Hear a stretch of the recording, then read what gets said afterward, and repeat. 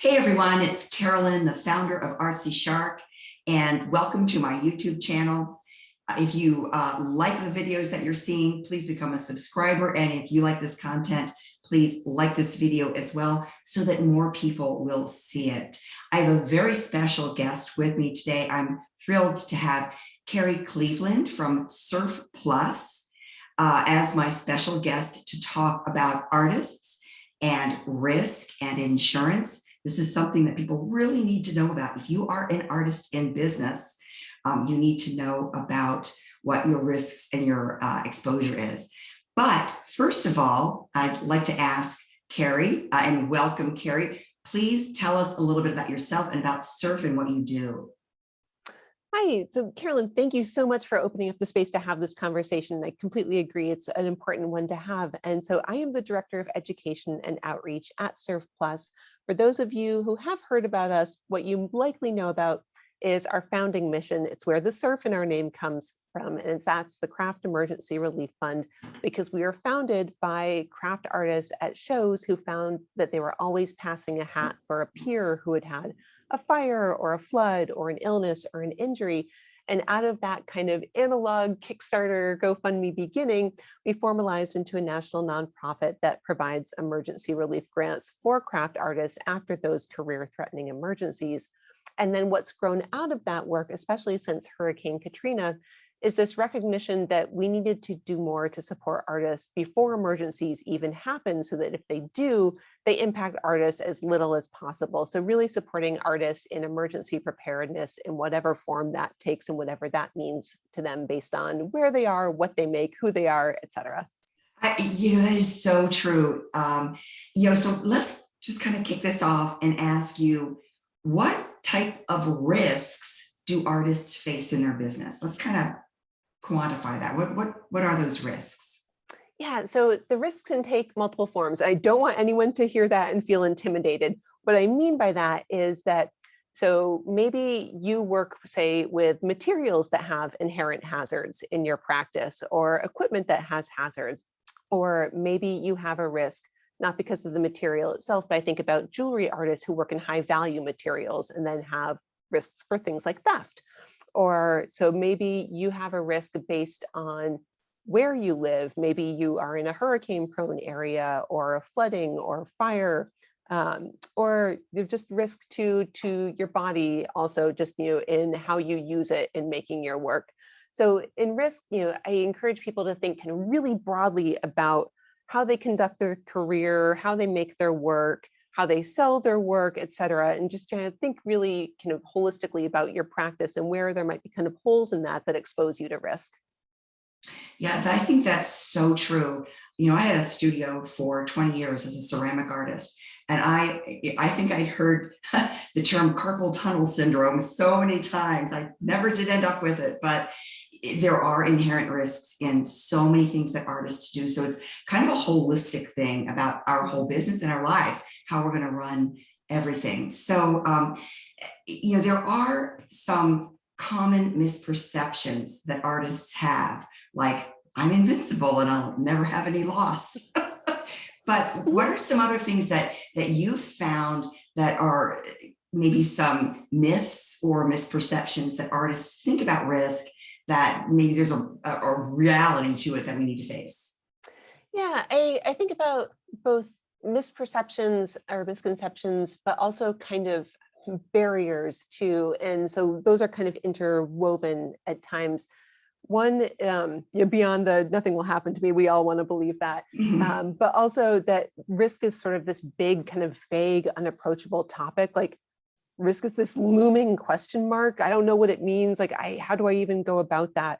But that's really just kind of having that breakdown, thinking about what are my assets in my career, whether it's, my work itself, my studio space, the way that I conduct my practice.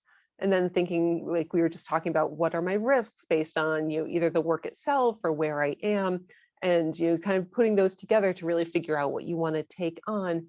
And then I think also one of the big barriers right now is also just we've been living in a risk environment for the past 2 years, and I think we all have risk fatigue right now through the pandemic, and just feeling like, how can I take on mitigating risk even more than I'm already doing in my day-to-day life right now. But here's the thing. In the pandemic, there's not a lot of control that we have, but with risk for our own individual selves and practices and artistic career, this is an area where we actually have some agency. And how freeing is that right now to actually have agency over something? I totally agree, because when we can't control something, we're just kind of at a loss. So I want to dive into one of the things that artists do have control over, and that is insurance coverage. I know this is, a topic that many people just kind of glaze over, but it's so important. I mean, we have home insurance, we have car insurance. I mean, it's required. You can't be driving a car that's uninsured. So when we think of insurance for our studio or for our business as a whole, what are the different types of insurance coverage that an artist might encounter or what they might need? And I'm really glad you asked that question and asked it the way you did, where you named things like homeowners insurance and car insurance, because those definitely live in their own islands, and those islands don't extend to your business. So for example, if someone's thinking, oh, well, my studio's in my home, so I'm covered with homeowners. I just want to say this like as loudly as I can, as clearly as I can at the head. It probably doesn't. If you are conducting your career and selling work, then you're a business, and your homeowner's insurance will not cover your studio. So let's just get that upfront right away. So with that kind of very important caveat, what you can do to cover your practice is think about insurance broken out in kind of two main channels. We'll talk about business property first, and I think of this as sort of the what insurance. So this covers your property, the building, the physical structure of your studio, and also the contents of that studio. So tools and equipment, raw materials. There's also a type of insurance that often goes under that kind of avenue of insurance called inland marine. So if your work is in transit, say going to a show or an installation, that's the piece that covers you there. And then also personal property of others. So if you do repair or conservation work, this is the insurance for work in your care. So there's the business property, which is really like the thing insurance. And then liability, I kind of think of as the who insurance, the kind of more people oriented insurance. So with liability, there's a general liability policy, which that's what protects you if, say, someone is injured while on your property, or if your property causes damages to others.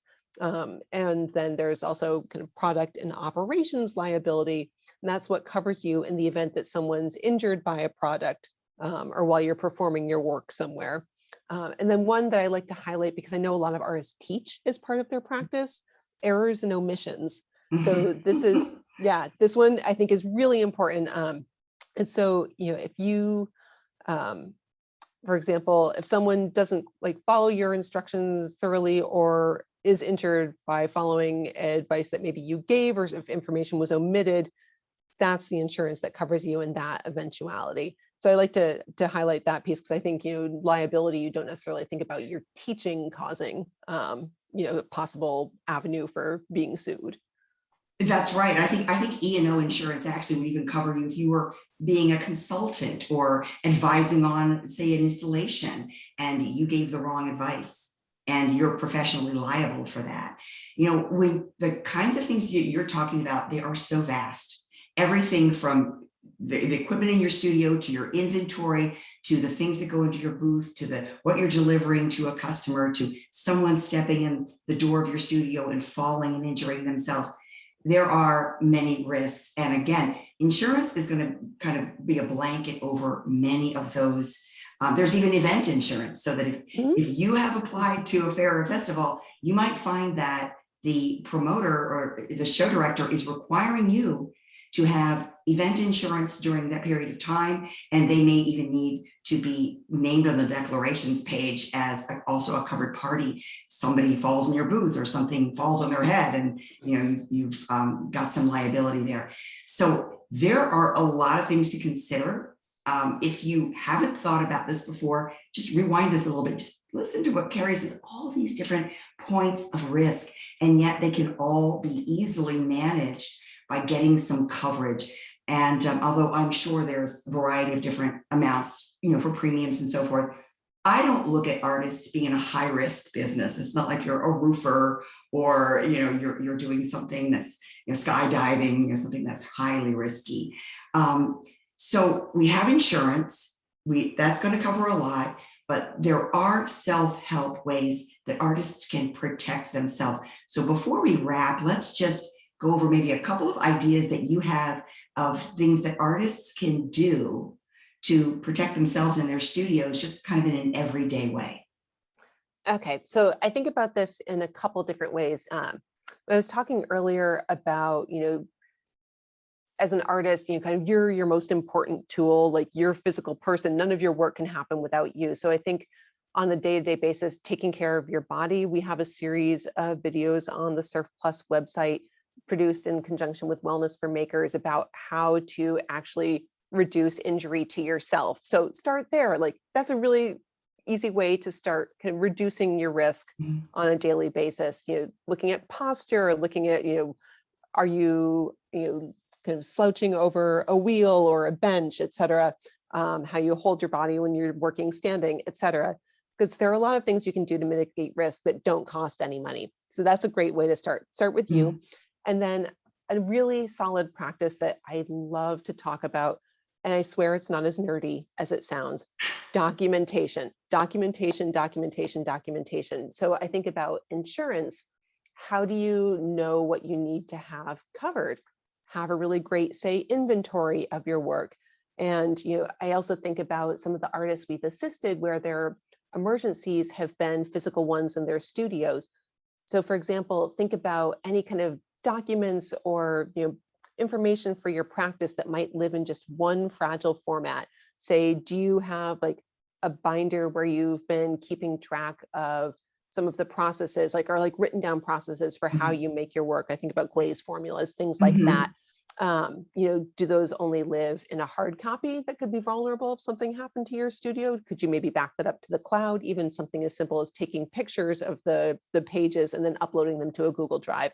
So just start thinking about, what are some simple things that might be vulnerable as you've thought about risk earlier, and start putting a little time towards them every day. So that's the other thing. Risk management doesn't have to be this all-consuming, taking you away from your practice and making your work and doing the things you love.